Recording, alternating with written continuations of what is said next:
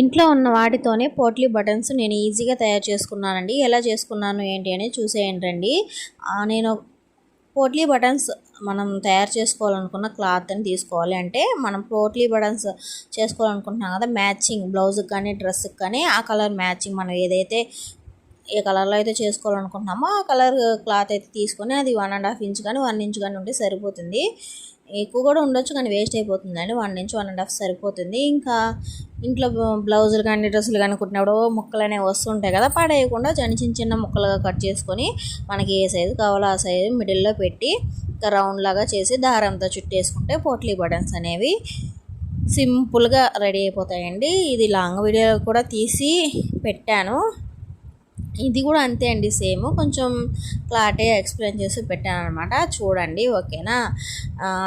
దీంట్లో మెయిన్గా బాల్స్ కానీ కలర్ బాల్స్ ఉంటాయి కదా, అవి లేకపోతే స్పాంజ్ పెడతారు.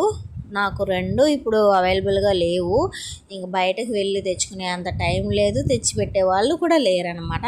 అర్జెంటుగా బ్లౌజ్ స్టిచ్ చేయాలని చెప్పి ఇలా చేసుకున్నాను. ఎలా ఉంది అనేది కామెంట్ చేయండి.